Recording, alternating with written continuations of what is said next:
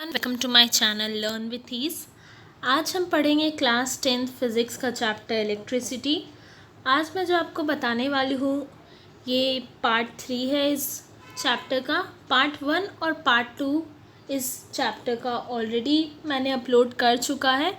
Part 1 में मैंने electric charges और इलेक्ट्रिक करंट के बारे में बताया था और पार्ट 2 में मैंने electric potential, Ohm's law, resistance and different circuit diagrams के बारे में बताया था। तो जिसने पार्ट 1 और पार्ट 2 नहीं देखा है वो पहले पार्ट 1 और पार्ट 2 जा कर के देख ले, ताकि आज मैं जो आपको बताऊंगी वो आपको अच्छे से समझ में आए। आज हम पढ़ेंगे factors on which the resistance of a conductor depends. Means क्या क्या फैक्टर्स पे रेजिस्टेंस जो है कंडक्टर का वो डिपेंड करता है। रेजिस्टेंस क्या होता है? It is a property of a material to obstruct the path of current. Means current को रोकने का काम करता है रेजिस्टेंस, उसके पाथ में ऑब्स्ट्रक्शन बनता है रेजिस्टेंस। तो देखते हैं कि रेजिस्टेंस किन किन फैक्टर्स पर डिपेंड करता है। It is observed that ammeter reading decreases to 1/2 when the length of the wire is doubled. Means जो ammeter है, ammeter किसे? ammeter is a device which measures current. ammeter जो है वो एक डिवाइस है। हमने देखा था पिछले वीडियो में, इस टाइप का ammeter रहता है। ये एक डिवाइस है जो कि करंट को मेजर करता है। तो ammeter का जो रीडिंग है, मीन्स करंट का जो रीडिंग है वो डिक्रीज कर जाता है, हाफ हो जाता है जब length of the wire, L of the wire gets doubled. Means जैसे जैसे हम लेंथ इंक्रीज करेंगे वैसे वैसे हमारा एमीटर का जो रीडिंग है, करंट जो है वो डिक्रीज होगा। The ammeter reading is increased when a thick wire of the same material of the length is used in the circuit. Means अब पहले हमने यहाँ देखा है कि एमीटर का जो रीडिंग है वो डिक्रीज कर जाता है जब हम L means length of the wire को इंक्रीज करते हैं। उसके बाद में एमीटर का जो रीडिंग है वो इंक्रीज कर जाता है। करंट का जो रीडिंग है वो करंट का वैल्यू इंक्रीज कर जाता है जब ये है करंट, एमीटर करंट जो है वो इंक्रीज कर जाता है। I increases when we increases the area. Means हम जैसे जैसे करंट का एरिया को इंक्रीज करेंगे, थिकर वायर लेंगे, थिकर वायर मीन्स एरिया को इंक्रीज करना, तो करंट भी इंक्रीज होगा। लेंथ इंक्रीज करेंगे हम तो करंट का जो वैल्यू है वो डिक्रीज होगा, और हम एरिया इंक्रीज करेंगे, मीन्स थिकर वायर ले रहे हैं तो उसके एरिया को इंक्रीज कर रहे हैं ऑफ द सेम लेंथ, तो एरिया इंक्रीज कर रहे हैं तो उसका एमीटर का जो रीडिंग है वो इंक्रीज होगा। A change in ammeter reading is observed when a wire of different material of the same length and the same area of cross section is used. Means ammeter का जो reading है, current का जो reading है I that means current का जो reading है उसे हमने देखा कि अगर हम लोग डिफरेंट वायर्स लेंगे ऑफ सेम लेंथ, भले ही वो लेंथ सेम हो, एरिया सेम हो, एल सेम हो, एरिया सेम हो, मीन्स मतलब डिफरेंट जो वायर्स लेते हैं, चाहे वो आयरन का बना हो, कॉपर का बना हो, डिफरेंट मटेरियल्स रहेगा, चाहे उसका लेंथ सेम हो या फिर एरिया सेम हो, तो उसका जो एमीटर का जो रीडिंग है उसमें चेंजेस आएगा। On applying Ohm's law, we observe that the resistance of a conductor depends on its length. Ohm's law में हमने देखा था V is directly proportional to I and V is equal to IR. Ohm's law ये बताता है relationship between potential difference and current. तो जो Ohm's law है वो ये भी बताता है कि रेजिस्टेंस जो है, resistance of a conductor depends on its length. R जो है, R denotes resistance, it depends on length, area, ये सब पर भी डिपेंड करता है रेजिस्टेंस ऑफ अ वायर और उसके नेचर ऑफ इट्स मटेरियल पे। मीन्स किस मटेरियल से वो वायर बना है, किस मटेरियल से कंडक्टर बना है, तो किन किन फैक्टर्स पे रेजिस्टेंस डिपेंड करता है। पहला डिपेंड करता है लेंथ ऑफ द वायर पे, दूसरा डिपेंड करता है area of the cross section पे, और तीसरा डिपेंड करता है नेचर ऑफ द मटेरियल पे। तो precise measurements have shown that resistance of a uniform metallic conductor is directly proportional to its length and inversely proportional to the area। यहाँ देख सकते हैं R मीन्स बताया गया है कि R जो है रेजिस्टेंस जो है डिपेंड करता है लेंथ पे डायरेक्टली, और रेजिस्टेंस जो है वो डिपेंड करता है एरिया पे inversely. Means resistance is directly proportional to L and resistance is inversely proportional to area। तो अगर इन दोनों रिलेशंस को हम लोग मिलाएंगे, R is directly proportional to L and R is directly proportional to I, तो हम दोनों को मिला के लिख सकते हैं R is directly proportional to L by A। R is directly proportional to L था और R is inversely proportional to area है। मीन्स रेजिस्टेंस जो है वो डायरेक्टली प्रोपोर्शनल है उसके लेंथ पे।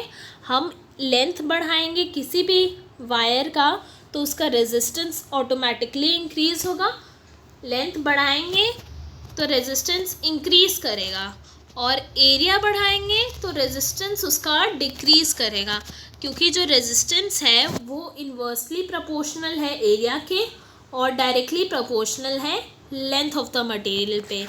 तो यहाँ हम लोग देख सकते हैं combining these two equations, R is directly proportional to L upon A, R is directly proportional to L by A। तो इस प्रोपोर्शनैलिटी साइन को हटाने के लिए हम एक न्यू टर्म लाएंगे, R is equal to rho L upon A। इस प्रोपोर्शनैलिटी साइन को हटाने के लिए हम ये प्रोपोर्शनैलिटी कांस्टेंट लाएंगे, इसे हम कहते हैं रो। यहाँ देख सकते हैं where rho is a constant of proportionality. जैसे ओम्स लॉ में हमने देखा था V is directly proportional to I, तब जाके हुआ V is equal to IR। तो रेजिस्टेंस जो है वो ओम्स लॉ में कांस्टेंट ऑफ प्रोपोर्शनैलिटी है, जबकि ये रो है कांस्टेंट प्रोपोर्शनैलिटी इस चीज़ में। R is equal to L rho L upon A। तो रेजिस्टेंस, तो ये जो रो है, rho is constant of proportionality और इसे बोलते हैं इलेक्ट्रिकल रेजिस्टिविटी। R को कहते हैं रेजिस्टेंस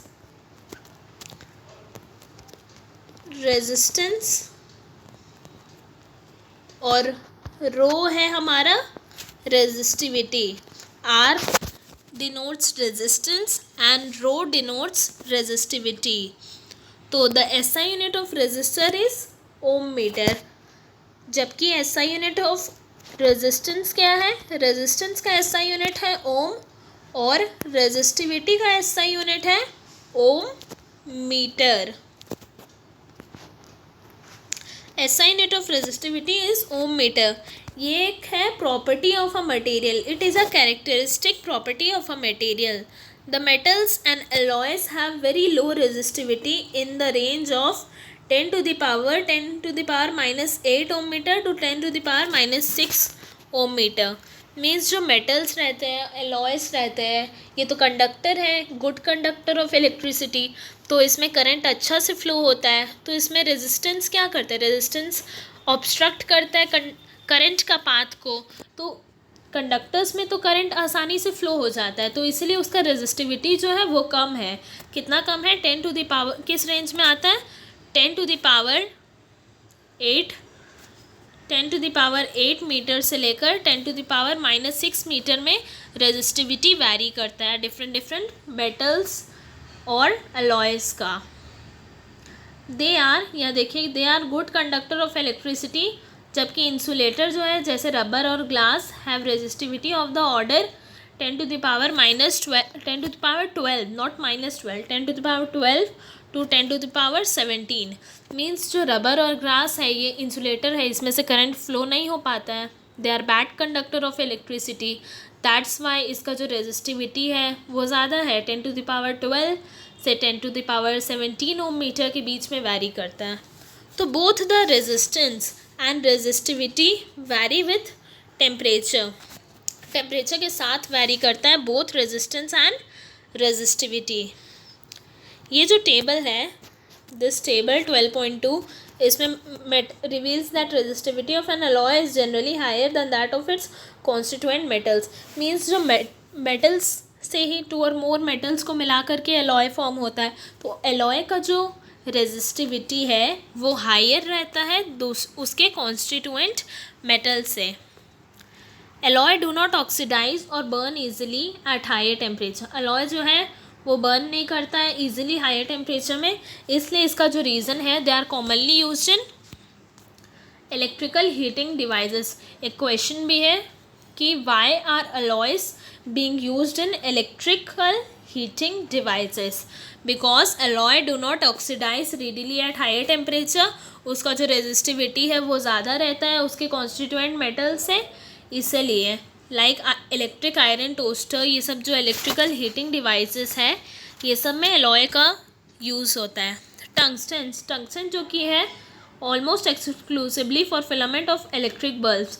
इलेक्ट्रिक बल्ब का जो फिलामेंट रहता है वो बनता है टंगस्टन से बनता है।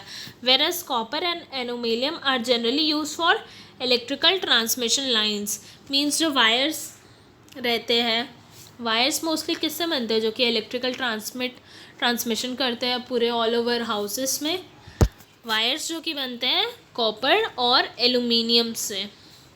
इस टेबल में देख सकते हैं कि जो कंडक्टर है उसका जो रेजिस्टिविटी है वो है 10⁸ और 6 के बीच में, और जो अलॉयस है उसका भी रेजिस्टिविटी है 10⁶ के बीच में। जबकि इंसुलेटर है, they are bad conductor of electricity, इसीलिए उसका रेजिस्टिविटी जो है वो बहुत हाई रहता है।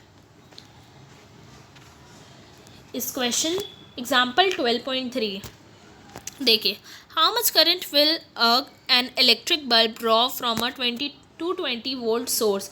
मीन्स पोटेंशियल डिफरेंस दिया 220 volt. If the resistance of the bulb, resistance भी दिया 1200 ओम।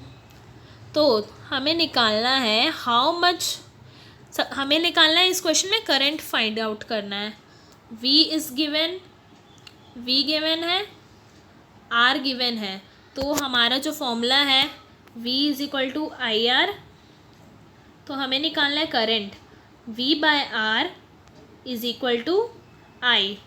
तो V/R = I, ये फॉर्मूला यूज़ करके हम करंट निकाल सकते हैं। V ऑलरेडी गिवन है 220 वोल्ट, रेजिस्टेंस गिवन है 1200 ओम, और इसीलिए क्वेश्चन जो है उसका जो आंसर है वो बन जाएगा V/R = 220/1200 = 0.18 ampere.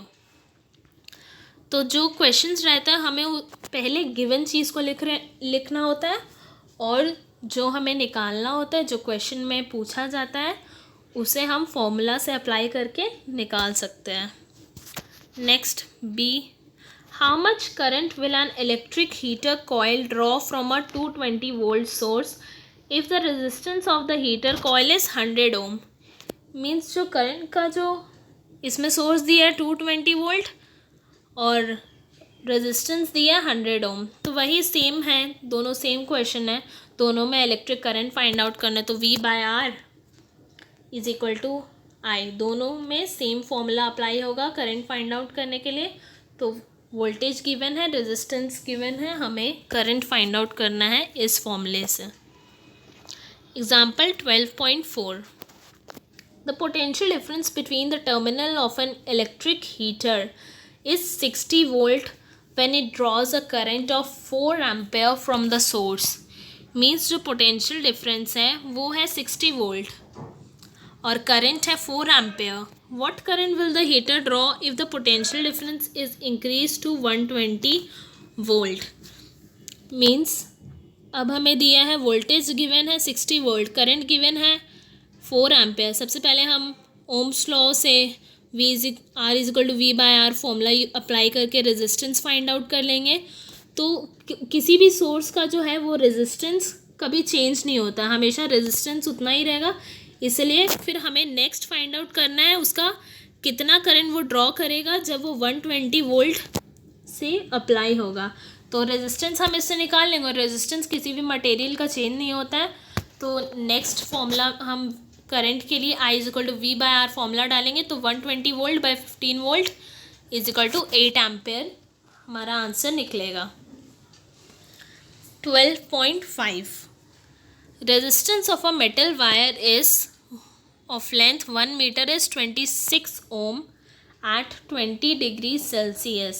If the diameter of the wire is 0.3 meter, what will be the resistivity of the metal at that temperature? Means temperature same रहता है तभी resistance और जो resistivity है वो सेम रहेगा। टेम्परेचर वैरी करेगा तो रेजिस्टेंस और रेजिस्टिविटी भी वैरी करेगा, इसीलिए यहाँ क्वेश्चन लिखा है what will the resistivity of the metal at that temperature. Means यही सेम 20 डिग्री टेम्परेचर पे हमें निकालना है। सबसे पहले हमें डायमीटर गिवन है 0.3, तो 0.3 डायमीटर गिवन है तो रेडियस उसका हो जाएगा हाफ उसका रेडियस हो जाएगा।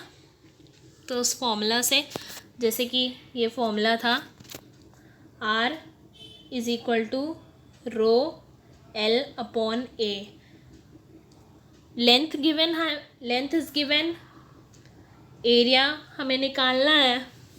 एरिया कैसे निकलेगा? पाई आर स्क्वायर फॉर्मूला से एरिया हमें निकालना है और रेजिस्टिविटी हमें निकालना है और रेजिस्टेंस गिवन है।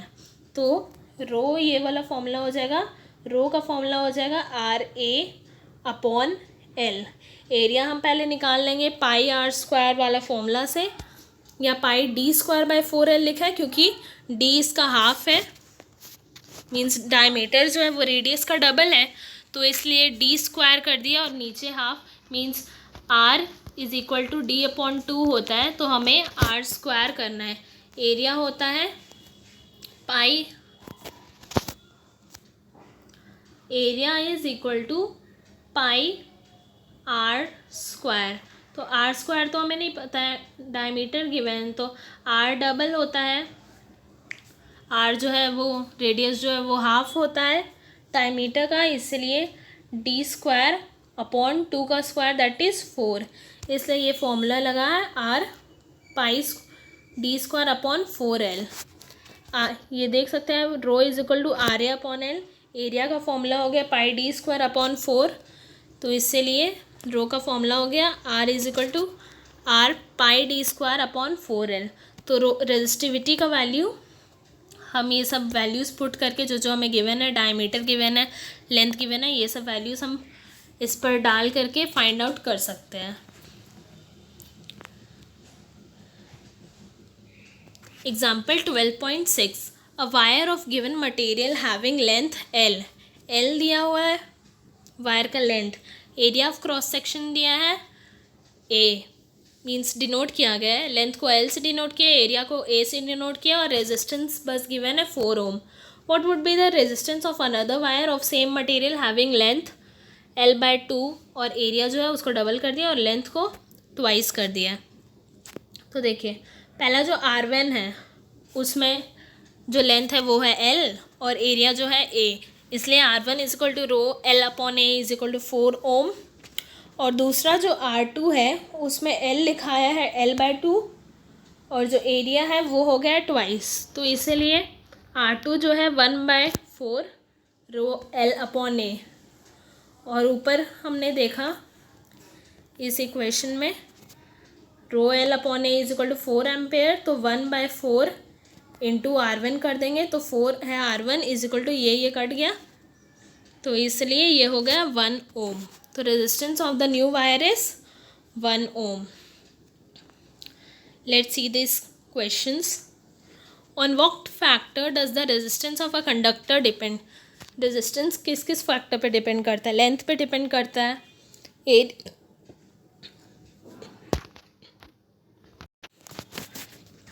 तो रेजिस्टेंस जो है वो लेंथ पे डिपेंड करता है, डायरेक्टली प्रोपोर्शनल है लेंथ के, एरिया पे डिपेंड करता है, उसके इन्वर्सली प्रोपोर्शनल है, एंड नेचर ऑफ मटेरियल पर डिपेंड करता है। Will current flow more easily through a thick wire और a thin wire of the same material when connected to the same source? Area पे depend करता है, तो thick wire means अगर वो एरिया 2L होगा, ट्वाइस होगा अगर एरिया, और पहला वाला का एरिया A होगा, तो जो ट्वाइस है उसका एरिया, तो रेजिस्टेंस जो है अगर ज़्यादा मोटा वायर है तो उसका एरिया ज़्यादा होगा, एरिया ज़्यादा होगा उसका, तो उसका रेजिस्टेंस कम होगा, रेजिस्टेंस कम होगा तो मीन्स करंट आसानी से फ़्लो करेगा।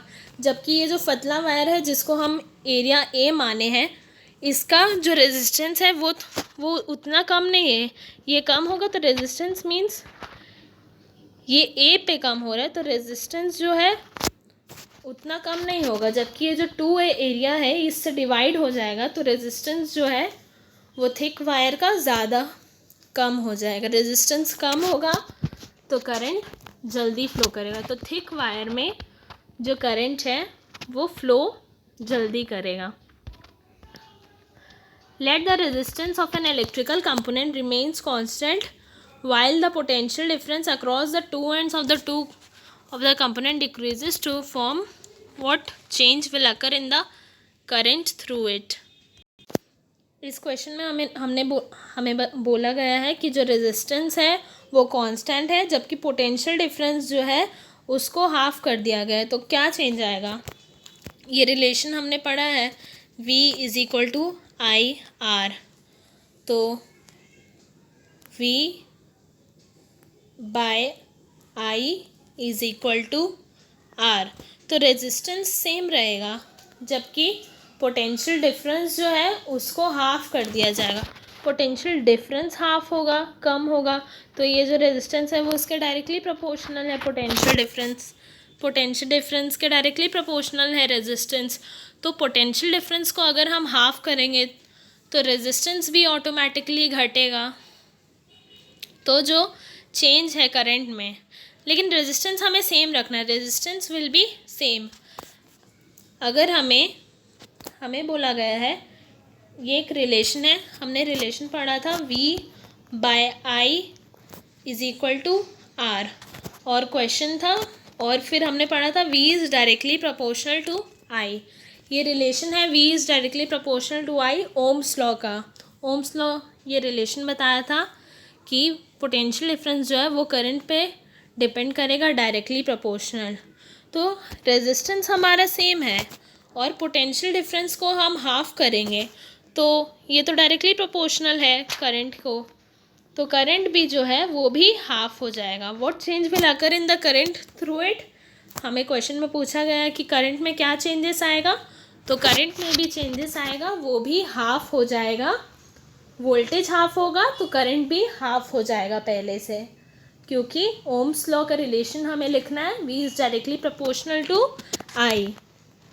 Next question, why are the coils of electric toaster and electric iron made of an alloy rather than a pure metal? Means जो कॉयल है इलेक्ट्रिक टोस्टर और इलेक्ट्रिक आयरन का, वो अलॉय से क्यों बनाया जाता है, क्योंकि अलॉय का जो रेजिस्टिविटी है वो उसके मेटल से ज़्यादा रहता है। हमने यहाँ पे पढ़ा था इलेक्ट्रिक हीटर्स में अलॉय का यूज़ होता है। अलॉय डू नॉट, इस पैराग्राफ में alloy do not oxidise burn readily at high temperature, इसलिए इलेक्ट्रिक डिवाइस में चाहे वो इलेक्ट्रिक आयरन हो या फिर टोस्टर हो, हम अलॉय यूज़ करते हैं। बिकॉज अलॉय का जो temperature it is generally high, उसका जो रेजिस्टिविटी है वो हाइयर रहता है दैन इट्स कॉन्स्टिट्यूएंट मेटल्स, तो इसलिए वो जल्दी बर्न नहीं करता है। चाहे उसमें जितना भी करंट पास कराएंगे तो वो जल्दी बर्न नहीं होगा। Next question, use the data 12.2 to answer the following. Means question हमें निकालना है कि which among the iron and mercury is a better conductor. Better conductor कौन होगा, जिसका रेजिस्टिविटी कम होगा वही बेटर कंडक्टर होगा। तो इस टेबल में देखते हैं कि कौन हो सकता है बेटर कंडक्टिविटी, आयरन और फिर मरकरी। आयरन और मरकरी में हमें निकालना है। आयरन जो है, आयरन का रेजिस्टिविटी है 10 इंटू 10⁻⁻8 और मरकरी का है 94 इंटू 10⁻⁻8। तो रेजिस्टिविटी ऑफ मरकरी जो है वो ज़्यादा है आयरन से, तो इसीलिए mercury is better conductor. Next question, which material is the better conductor. कौन सा मटेरियल बेस्ट कंडक्टर रहता है। इस टेबल में देखते हैं सबसे ज़्यादा रेजिस्टिविटी किसका रहता है। सबसे ज़्यादा रेजिस्टिविटी जो अलॉयस रहता है वो होता है बेटर कंडक्टर, क्योंकि उसका जो रेजिस्टिविटी है सॉरी वो मैंने गलत देखा था। हमें पूछा है कि which among the iron and mercury is better conductor, तो मरकरी का रेजिस्टिविटी ज़्यादा है आयरन से। रेजिस्टिविटी ज़्यादा रहेगा तो वो कंडक्ट कैसे कर पाएगा, रेजिस्टिविटी कम रहना चाहिए, रेजिस्टेंस कम रहेगा तभी करंट फ्लो कर पाएगा। तो इसीलिए आयरन का जो रेजिस्टिविटी है वो कम है मरकरी से, तो इसलिए जो आयरन है वो बेटर कंडक्टर है मरकरी से। और which material is best conductor, सबसे ज़्यादा बेस्ट कंडक्टर हमसे पूछा गया है कि which material is the best conductor, जिसका रेजिस्टिविटी सबसे कम रहेगा ऑफ कोर्स वही बेस्ट कंडक्टर रहेगा। सबसे कम रेजिस्टिविटी है आयरन, सबसे कम रेजिस्टिविटी है 1.60 इंटू 10⁻⁻8। सिल्वर का सबसे कम रेजिस्टिविटी है, तो सिल्वर आसानी से कंडक्ट कर पाएगा करंट को पास होने देगा आसानी से, इसलिए वो बेस्ट कंडक्टर है। लेकिन सिल्वर जो है वो कॉस्टली मेटल है, इसलिए हम यूज़ करते हैं कॉपर और एलुमिनियम को हम यूज़ करते हैं। कॉपर एलुमिनियम को उसके बाद आता है, रेजिस्टिविटी उसका थोड़ा ज़्यादा है सिल्वर से, सिल्वर महंगा है थोड़ा, इसलिए हम कॉपर और एलुमिनियम को यूज़ करते हैं। लेकिन सबसे बेस्ट है सिल्वर ही एक कंडक्टर के लिए। तो इस पार्ट में हम इतना ही रखते हैं, इसके आगे हम नेक्स्ट पार्ट में कंटिन्यू करेंगे। अगर मेरी एक्सप्लेनेशन आपको समझ में आई हो तो प्लीज़ ये वीडियो को लाइक करें और मेरे चैनल को सब्सक्राइब करें और इस वीडियो को शेयर करें अपने फ्रेंड्स के साथ। Thank you.